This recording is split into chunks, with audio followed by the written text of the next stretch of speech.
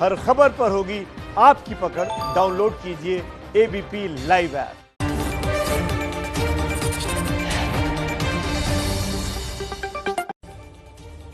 नमस्कार, master stroke में आप सभी का बहुत बहुत स्वागत है। आपके साथ हूं मैं रुबिका लियाकत। रात 9 बजे की बड़ी और ताजा खबर सबसे पहले आप तक पहुंचा दूं। भारत के 59 ऐप्स पर पाबंदी के फैसले से चीन में हड़कंप मचा हुआ है। चीन के सोशल मीडिया में भारत की तरफ से लगाया गया बैन टॉप ट्रेंड कर रहा है। चीन के लोग खासे परेशान दिख रहे हैं। उनकी चिंता है कि भारत के इस फैसले से चीन में बेरोजगारी बढ़ेगी, क्योंकि इन ऐप कंपनीज में चीन के हजारों लोग काम करते हैं। चीन को यह भी डर है कि भारत के बाद दुनिया के दूसरे देश भी उनके ऐप्स या उसके इन ऐप्स पर पाबंदी लगा सकते हैं, क्योंकि चीनी ऐप्स के खिलाफ शिकायतें सिर्फ भारत में ही नहीं बल्कि पूरी दुनिया चीन के डेटा चोरी के खिलाफ है। इंटरनेशनल मीडिया में भारत के फैसले की तारीफ हो रही है। इन ऐप्स के बैन होने के बाद आपके मन में भी बहुत सारे सवाल होंगे, जैसे कि ये ऐप डेटा कैसे चुराते हैं या चुराते थे। सरकार ने ये क्यों कहा कि ये ऐप्स देश की संप्रभुता के लिए खतरा है। ये ऐप्स काम करना कब बंद कर देंगी? क्या आप इन्हें डाउनलोड कर पाएंगे आगे या नहीं? और अगर ये प्रतिबंधित ऐप्स आपके मोबाइल फोन में होंगे तो क्या आप पर कानूनी कार्रवाई होगी? ये वो सारे सवाल हैं जिसके लिए हमने पूरी रिसर्च की है। आज मास्टर स्ट्रोक की पहली रिपोर्ट हमने आपके लिए तैयार की है, लेकिन उससे पहले 4 हेडलाइंस आप देख लीजिए।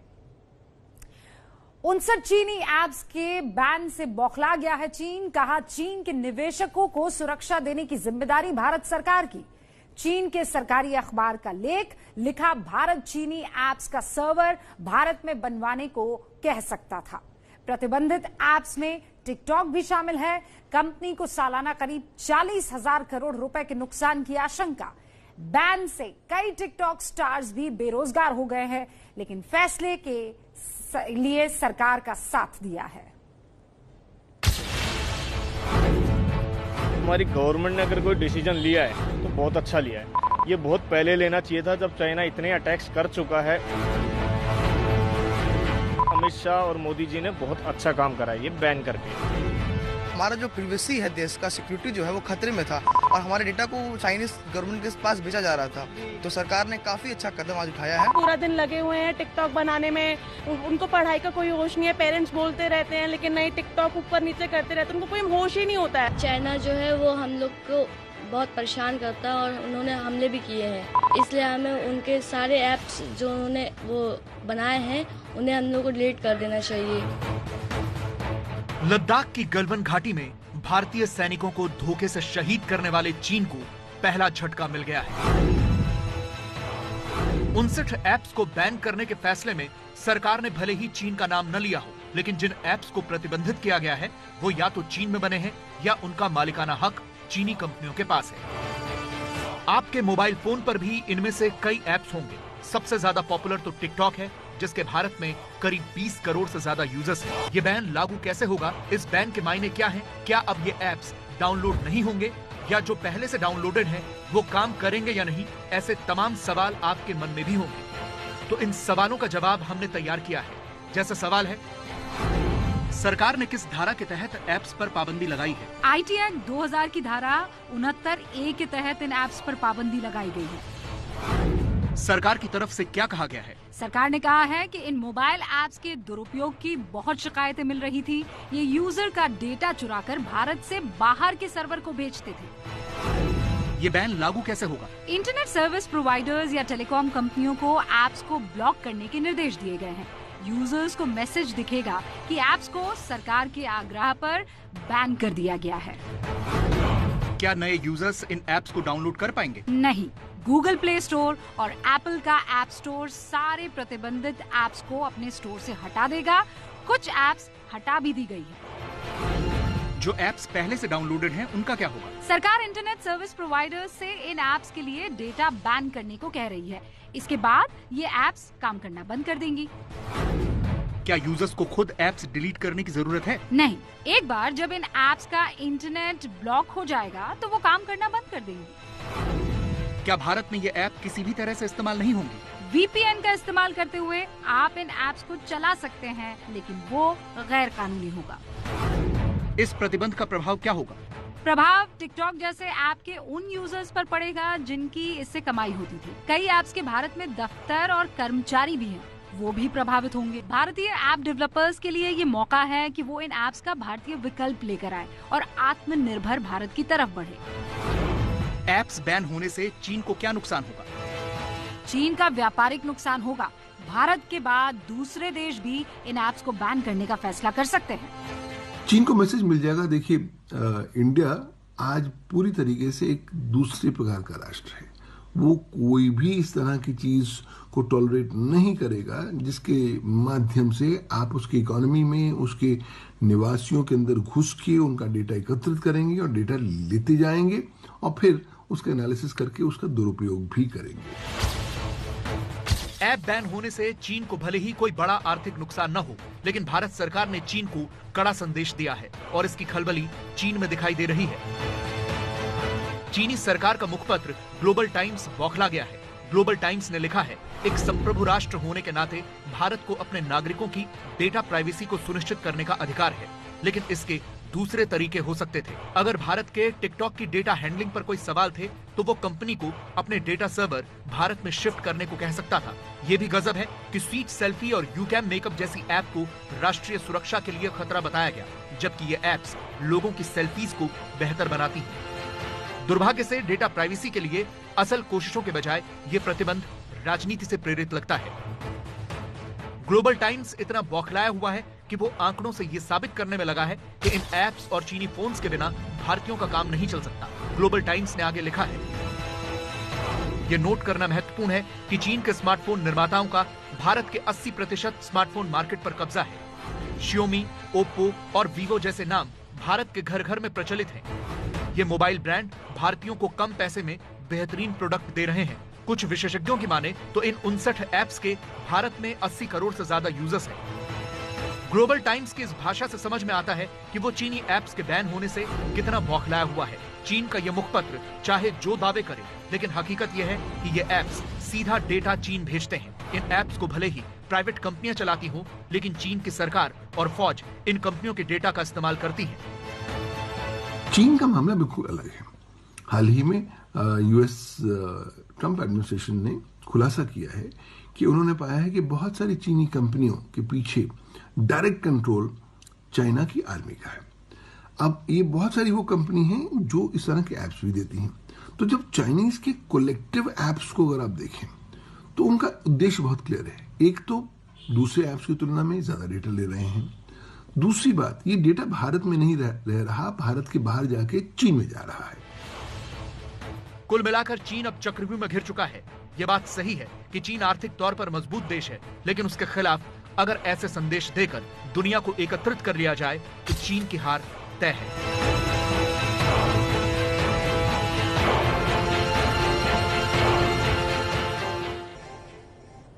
क्या आपको पता है कि Big Basket, Byju's, Flipkart, Make My Trip, Ola, Paytm, Swiggy, Zomato देश की ऐसी करीब 20 नामी कंपनियां हैं जिसमें चीन का निवेश है। और यही वजह है कि जब चीन पर डिजिटल स्ट्राइक का फैसला लिया गया तो चीनी विदेश मंत्रालय ने आज निवेश रोकने की धमकी भी दी। लेकिन चीन को यह याद रखना चाहिए कि निवेश की आड़ में वो भारत के बाजार से करोड़ों का मुनाफा भी कमा रहा है। अकेले टिकटॉक से अरबों रुपया हर साल भारत से चीन जा रहा था और इससे भारत सरकार को कोई खास आर्थिक फायदा नहीं था। साफ है कि 59 चीनी ऐप्स को बैन करने से नुकसान चीन को होने वाला है। उल्टा भारत के लिए तो ये बहुत बड़े मौके की तरह है। यकीन कीजिए, बैन किए गए हर चीनी ऐप के बदले भारत में देसी ऐप मौजूद है, उनके लिए नया अवसर आने वाला है। यानी मैन्युफैक्चरिंग ही नहीं, डिजिटल मार्केट में भी आत्मनिर्भर बनने का ये बड़ा मौका है। बस जरूरत है टिकटॉक जैसा बिजनेस मॉडल तैयार करने की। वो बिजनेस मॉडल क्या है, जानने के लिए आपको ये रिपोर्ट देखनी चाहिए। से 9-10 महीने लगे 6.1 मिलियन फॉलोवर बनाने में, और वो अभी भी है। मुझे लोग चाहते हैं वो कहीं ना कहीं किसी ना किसी प्लेटफॉर्म के जरिए मुझसे जुड़ जाएंगे। ऐसी कि अमिताभ बच्चन से लेकर ऋतिक रोशन तक इनके मुरीद हो गए। 7 लाख करोड़ की इस कंपनी की सबसे बड़ी ऐप टिकटॉक का चीन के बाहर सबसे बड़ा बेस भारत देश में था, तो इस हिसाब से नुकसान काफी बड़े स्तर का है। एक बहुत बड़ा अपॉर्चुनिटी है स्टार्टअप्स के लिए। वो स्टार्टअप अब यहाँ पे अपना दिखा सकते हैं काम करके और नई नई एप्लीकेशन को डेवलप कर सकते हैं। इवन की ऑल्टरनेट एप्लीकेशन भी डेवलप कर सकते हैं और कुछ एप्लीकेशन डेवलप भी हो गई हैं। तो ये एक तरफ से इंडियन इकोनॉमी के लिए प्रॉब्लमेटिक है और दूसरी तरफ आत्मनिर्भर होने के लिए। देश में टिकटॉक स्टार महीने में 5 से 10 लाख रुपए तक कमा रहे हैं और कोई 10 लाख से भी ज्यादा।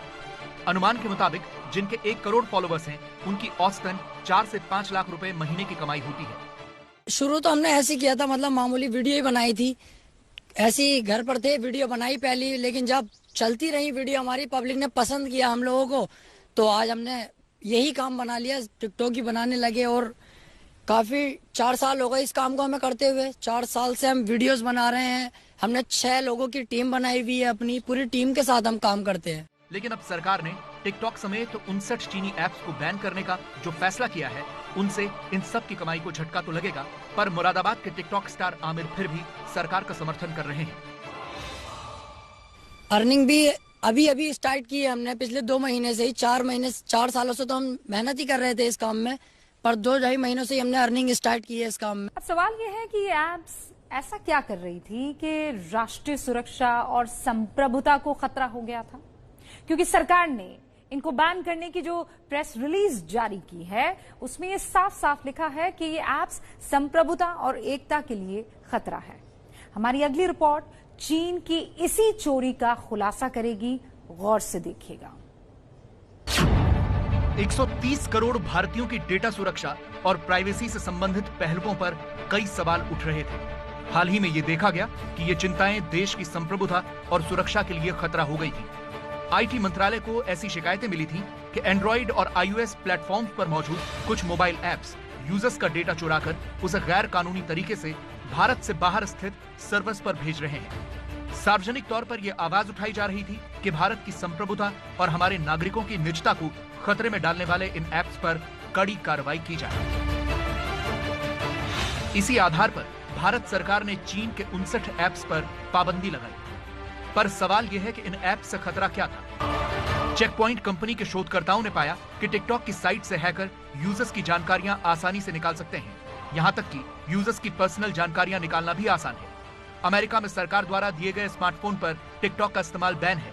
अमेरिका में कई सांसदों ने यह शक जताया है कि टिकटॉक चीनी सरकार को यूजर का डेटा उपलब्ध करवाता है। और उन ऐप्स को अगर आप ध्यान से देखें तो अन्य अंतर्राष्ट्रीय ऐप्स की तुलना में वो ऐप्स आपसे ज्यादा परमिशंस मांगते हैं, आपसे ज्यादा डेटा एकत्रित करते हैं, बल्कि वो डेटा भी एकत्रित करते हैं जिसका ताल्लुक उनके मेन फंक्शन से नहीं है। लेकिन क्योंकि उन्हें मालूम है भारत में कोई साइबर सुरक्षा कानून नहीं है, भारत में इतनी ज्यादा तवज्जो साइबर सुरक्षा पर नहीं दी जाती है, यहाँ तक कि भारत पे कोई डेटा प्रोटेक्शन कानून भी मौजूद नहीं है, लिहाजा इस तरह के ऐप्स लगातार भारतवासियों को टारगेट करते आए हैं। और इतिहास गवाह है कि करोड़ों भारतवासियों ने इन 59 ऐप्स को डाउनलोड किया है और कॉन्स्टेंटली ये ऐप्स 24/7 बेसिस पर भारतवासियों का डेटा चीन भेज रहे हैं। सिर्फ टिकटॉक ही ऐसा नहीं कर रहा, बल्कि इन तमाम ऐप्स पर ऐसे ही यूजर्स के डेटा चुराने के आरोप हैं। गृह मंत्रालय को तमाम इंटेलिजेंस एजेंसियों के जरिए जो रिपोर्ट मिली थी, उसमें साफ साफ कहा गया था कि ये ऐप कंपनियां देश की सुरक्षा के लिए खतरा हैं। कई मामलों में ये ऐप कंपनियां देश की संवेदनशील सूचनाएं और डेटा की जासूसी भी कर रही थीं। पब्लिक प्रोटेस्ट की वजह से देश में लॉ एंड ऑर्डर की स्थिति खराब हो सकती थी। इसके अलावा देश भर की राजनीतिक पार्टियों की तरफ से तमाम सांसदों ने सरकार को प्रतिवेदन दिए थे, जिसमें इन ऐप पर लगातार प्रतिबंध लगाने की मांग की जा रही थी। ऐसा ही एक दूसरा ऐप है वीचैट, जिसे कल बैन कर दिया गया है। अब इसका भी खेल जान लीजिए। चीन इन ऐप से सिर्फ डेटा ही नहीं चुराता है, बल्कि भारत में अपना एजेंडा भी चलाता है। लेकिन अब ये वीचैट चीन के लिए जासूसी और सेंसरशिप का एक बहुत बड़ा हथियार बन गया है।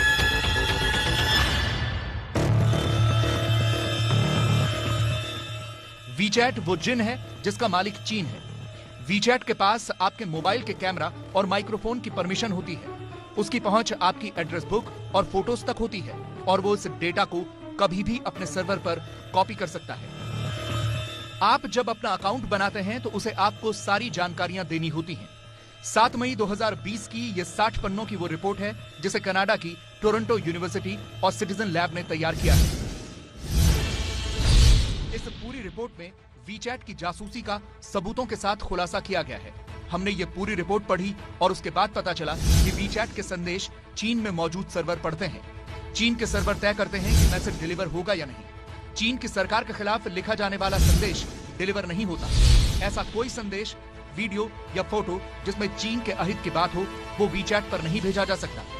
वीचैट ऐसे संदेशों पर यूजर को चेतावनी भी जारी कर देता है, यानी वीचैट पर भेजे जाने वाले हर संदेश की मॉनिटरिंग होती है। खास तौर पर पॉलिटिकली सेंसिटिव टॉपिक्स पर नजर रहती है। अगर आप कोई ऐसी जानकारी वीचैट पर शेयर करते हैं तो वो डिलीवर ही नहीं होगी। ऐसी ही एक और ऐप है हेलो। ये ऐप भी भारत में चीन का एजेंडा चला रही थी। आप इस हेलो ऐप पर ऐसा कुछ नहीं लिख सकते जो चीन या वहां की सरकार के खिलाफ हो। हेलो ऐप ने अपने कर्मचारियों को एक मेल किया हुआ है जिसमें साफ लिखा है कि दलाई लामा और लद्दाख से जुड़ी हर जानकारी, हर पोस्ट को गिरा दिया जाए। साथ ही उस आर्टिकल को भी गिरा दिया जाए जो चीन की सरकार के खिलाफ जाता हो।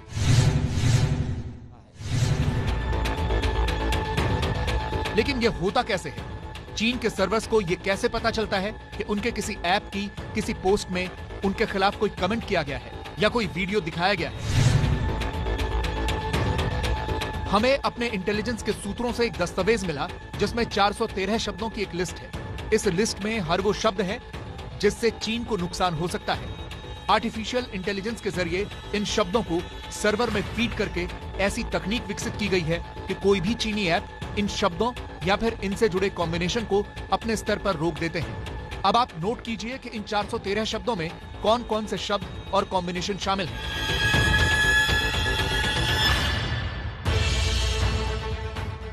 बौखलाया चीन, चीनी उत्पाद, चीन पाकिस्तान बलूचिस्तान साजिश, चीन पाकिस्तान समर्थन, तिब्बती युवा कांग्रेस, निर्वासित तिब्बत सरकार, दक्षिणी चीन सागर, थियानमेन स्क्वायर, तिब्बत का स्वतंत्रता आंदोलन, दलाई लामा, चीन को सबक सिखाना, तिब्बती नेता।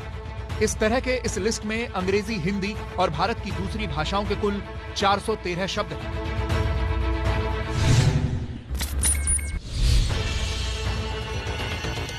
तो अब आप समझ गए होंगे कि चीन के ये ऐप्स कैसे भारतीयों का डेटा चुरा रहे हैं और भारत में अपना एजेंडा चला रहे हैं।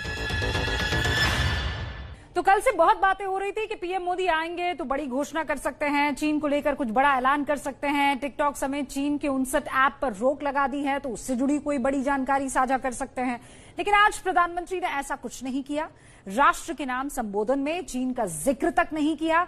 ठीक 4 बजे आए, महज 16 मिनट अपनी बात रखी। राष्ट्र के नाम 103 दिनों में छठा संबोधन, दूसरा सबसे छोटा संबोधन ये निकला। प्रधानमंत्री ने 2 मुख्य बातें भी की। पहली, गरीब परिवारों के लिए अन्न योजना को दीपावली और छठ तक बढ़ा दिया, यानी नवंबर तक।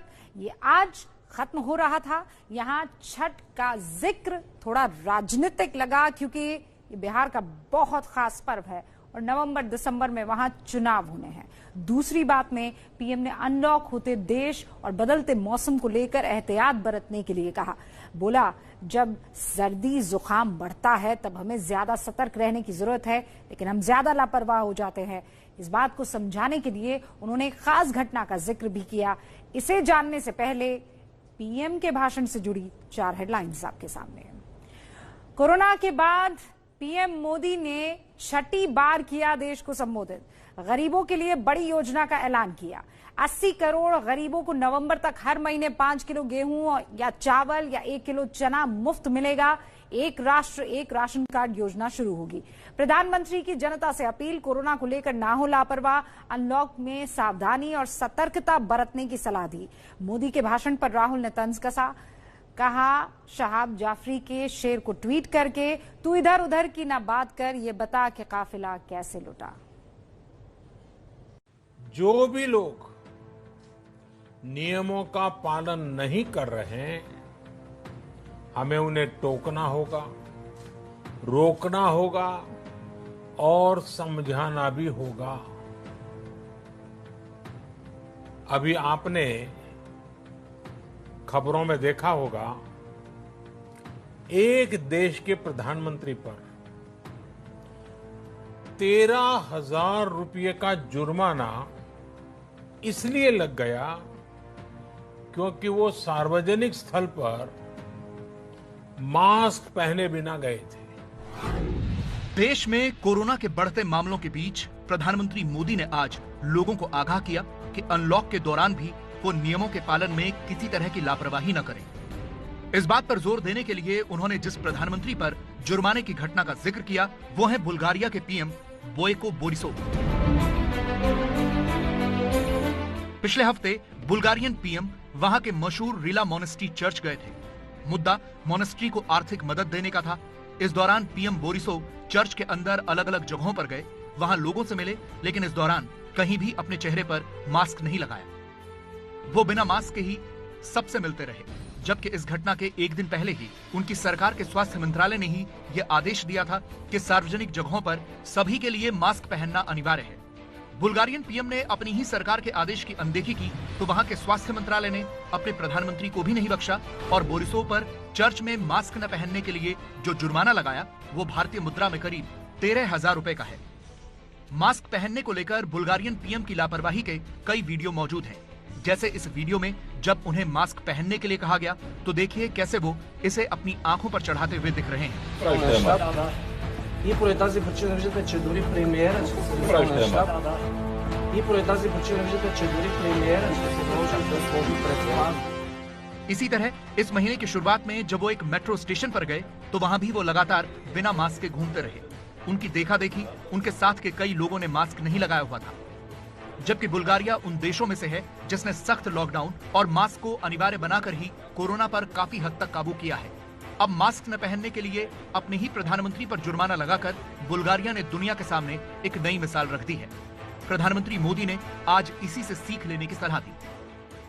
भारत में भी स्थानीय प्रशासन को इसी चुस्ती से काम करना चाहिए। ये 130 करोड़ देशवासियों के जीवन की रक्षा करने का अभियान है। भारत में गांव का प्रधान हो या देश का प्रधानमंत्री, कोई भी नियमों से ऊपर नहीं है। कोरोना की शुरुआत के साथ ही प्रधानमंत्री मोदी देश को यह मंत्र देते रहे हैं कि 2 गज की दूरी और मास्क कोरोना से बचने का सबसे कारगर हथियार है। आज इसे दोहराते हुए पीएम मोदी ने कहा कि बरसात के मौसम के साथ लोगों को और सतर्क रहने की जरूरत है। हम उस मौसम में भी प्रवेश कर रहे हैं जहां सर्दी, जुकाम, खांसी, बुखार, ये सारे न जाने क्या क्या होता है, ये मामले बढ़ जाते हैं। ऐसे में मेरी आप सभी देशवासियों से प्रार्थना है कि ऐसे समय अपना ध्यान रखिए। हम ये भी देख रहे हैं कि जब से देश में अनलॉक 1 हुआ है, व्यक्तिगत और सामाजिक व्यवहार में लापरवाही जरा बढ़ती ही चली जा रही है। चिंता इसलिए भी है क्योंकि पिछले कुछ दिनों में देश में कोरोना के मरीजों की संख्या में तेजी से उछाल आ रहा है। भारत में कुल कोरोना मरीजों की संख्या 5.5 लाख से ऊपर हो गई है। एक दिन में 18,000 से भी ज्यादा नए मामले सामने आ रहे हैं। पहले 97 दिन में 50,000 मरीज बढ़ रहे थे, अब हर 3 दिन में 50,000 मरीज बढ़ रहे हैं। अब तक 16,893 लोगों की मौत हो चुकी है। मरीजों की संख्या के मामले में महाराष्ट्र, तमिलनाडु और दिल्ली सबसे आगे हैं। आधे से ज्यादा मरीज सिर्फ इन 3 राज्यों में हैं। इसीलिए प्रधानमंत्री मोदी ने कंटेनमेंट जोन को लेकर और ज्यादा सतर्क रहने की बात कही। अब सरकारों को स्थानीय निकाय की संस्थाओं को,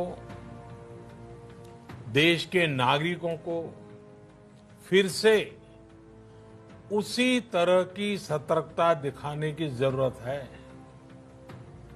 विशेषकर कंटेनमेंट जोन्स, उस पर तो हमें बहुत ध्यान देना होगा। प्रधानमंत्री मोदी ने आज गरीबों के लिए एक बड़ा ऐलान भी किया और कहा कि अब नवंबर तक देश के 80 करोड़ गरीबों को सरकार की तरफ से 5 किलो गेहूं या चावल और 1 किलो चना मुफ्त दिया जाएगा। मुफ्त अनाज की ये योजना लॉकडाउन के दौरान गरीबों की मदद के लिए शुरू की गई थी। देखिए, कल रात जब पीएमओ ने ट्वीट किया कि आज प्रधानमंत्री का संबोधन होगा, उसके बाद खूब कयास लगाए गए कि भाषण का फोकस क्या होगा। चीन से लेकर कोरोना की वैक्सीन तक चर्चा हुई, लेकिन भाषण का केंद्र बिंदु सिर्फ 2 चीजें रही, गरीब और कोरोना। पीएम मोदी ने ऐलान किया कि प्रधानमंत्री गरीब कल्याण अन्न योजना अब नवंबर महीने के आखिर तक रहने वाली है। 80 करोड़ लोगों को 5 किलो गेहूं या चावल मुफ्त दिया जाएगा और हर परिवार को 1 किलो चना मिलेगा। पीएम के संबोधन के बाद चिरपरिचित अंदाज में राजनीति भी शुरू हुई। राहुल शायराना होकर ट्वीट कर पूछने लगे कि काफिला कैसे लुटा। असद ओवैसी ने भाषण में मुस्लिम एंगल तलाश लिया, कहा छठ और दुर्गा पूजा का जिक्र तो किया, बकरीद का क्यों नहीं किया। पीएम ने कोरोना पर बात की तो विपक्ष ने कहा गरीबों पर बात क्यों नहीं करते, गरीब पर बात की तो चीन पर बात क्यों नहीं करते। मास्टर स्ट्रोक, गरीबों का हो भला, राजनीति को इससे भी गिला। गरीबों पर हिंदुस्तान में हो रही सियासत के बाद अब खबर दुनिया पर मंडरा रहे एक और खतरे की, महामारी की। इस महामारी का कनेक्शन भी किसी और देश से नहीं बल्कि चीन से ही है। वैज्ञानिकों ने दुनिया को अभी से आगाह कर दिया है। हम चाहते हैं कि आप भी ये रिपोर्ट देखें और सतर्क हो जाएं।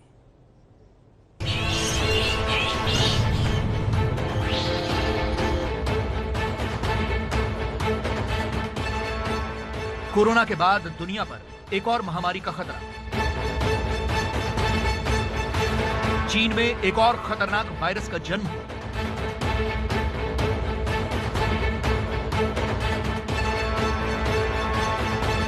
चीन के सुअरों में मिला फ्लू का जानलेवा वायरस। चीन से निकला कोरोना वायरस पूरी दुनिया में 5 लाख से ज्यादा लोगों की जान ले चुका है। 1 करोड़ से ज्यादा लोग संक्रमित हैं। इस जानलेवा बीमारी की दवाई अब तक नहीं मिली। इस बीच चीन ने एक और वायरस की पहचान की। नाम है G4EA H1N1 वायरस। वैज्ञानिकों का दावा है कि उन्होंने चीन के सुअरों में इस वायरस का नया स्ट्रेन खोजा है, जो अपना रूप बदलकर एक इंसान से दूसरे इंसान के शरीर में प्रवेश कर सकता है। पर ऐसा हुआ तो दुनिया में एक और महामारी आ जाएगी। अमेरिका की proceedings of the national academy of sciences के मुताबिक यह वायरस का नया स्ट्रेन है, इसलिए मुमकिन है कि इंसान का शरीर इस वायरस से लड़ने में कम सक्षम हो या फिर सक्षम ही न हो। इससे बचने के लिए सुअरों पर नजर रखना जरूरी है। वैज्ञानिकों का दावा है कि G4 वायरस सांस लेने वाली नली के रास्ते अगर एक बार इंसान के शरीर में घुस गया तो वो इतना काबिल है कि शरीर के अंदर अपनी संख्या बढ़ा सकता है। दावा है कि G4 वायरस साल 2009 में महामारी फैलाने वाले फ्लू से मिलता जुलता है, इसलिए लोगों को होशियार रहना होगा। चीन के गलती से कोरोना वायरस आज 206 देशों में फैल गया है। हर रोज लाखों लोग इसकी चपेट में आ रहे हैं। वायरस की वजह से ज्यादातर देशों की अर्थव्यवस्थाएं चरमरा गई हैं और इस बीच चीन के सुअरों में नए वायरस का मिलना खतरे की बड़ी घंटी हो सकता है। वैसे बाबा रामदेव ने 23 जून को दुनिया को यही कहा था और कहकर एक आस दी थी कि कोरोना की दवाई उन्होंने ढूंढ ली है। इस ऐलान के बाद पूरे देश ने राहत की सांस ली कि चलो कोरोना से बाबा रामदेव अब मुक्ति दिला देंगे। लेकिन पतंजलि समूह अब इस दावे से पलट गया है। पतंजलि का कहना है कि उन्होंने कोरोना के लिए कोई दवाई बनाई ही नहीं। कोरोना की पहली मेडिसिन पतंजलि रिसर्च सेंटर और नीम्स के संयुक्त प्रयास से तैयार हो गई है। दवाई के अंदर तो ये हमने कहा ही नहीं कि ये हम कोरोना को जो है कंट्रोल करते हैं, क्योर करते हैं।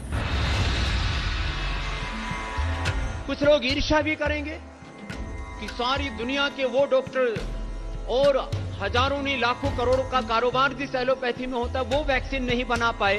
लंगोटी धोती पहनने वाले इन सन्यासियों ने ये कार्य कैसे कर दिखाया। हम नहीं कह रहे हैं कि हमने कोरोना की दवाई बनाई। डॉक्टर साहब आप पकड़ लीजिए, ये कोरोनिल है। 23 जून को स्वामी रामदेव जब दुनिया के सामने कोरोना की दवा बना लेने का दावा कर रहे थे, उस वक्त उनकी बाईं ओर बालकृष्ण थे और दाईं ओर निम्स के चेयरमैन बीएस तोमर मौजूद थे।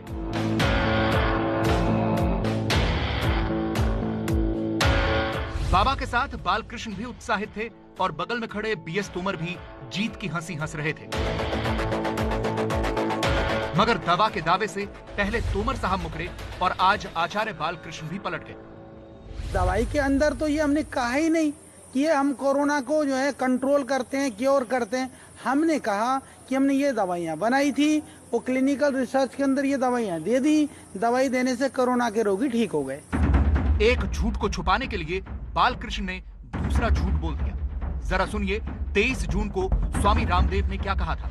कोरोना की पहली Ayurvedic clinically control trial based evidence research based medicine Patanjali research centre और नीम्स के संयुक्त प्रयास से तैयार हो गई है। स्वामी रामदेव के इसी दावे के बाद आयुष मंत्रालय ने नोटिस जारी किया था और दवा से जुड़ी जानकारी मांगी थी। जवाब में रामदेव की तरफ से कहा गया कि कोरोना किट के नाम से कोई किट नहीं है। लेकिन 23 जून को ही आई इस तस्वीर को देखिए जिसमें लिखा है पतंजलि रिसर्च इंस्टीट्यूट के द्वारा परीक्षित एवं सत्यापित औषधि और इंग्लिश में ठीक नीचे लिखा है दिव्य कोरोना किट। उत्तराखंड आयुष विभाग की ओर से ड्रग इंस्पेक्टर ने पतंजलि जाकर जांच की। इंस्पेक्शन में कोरोना किट नहीं मिली है। कोरोनिल टैबलेट जरूर मिली है जो इम्यूनिटी बूस्टर है। मुमकिन है कि बड़े स्तर पर किट न बनाया गया हो, लेकिन किट बनाने की तैयारी जरूर थी। किट में श्वासारी, कोरोनिल और अणु तेल की छोटी छोटी प्लास्टिक की बोतलें थी जिनकी कीमत 535 रुपए रखी गई थी।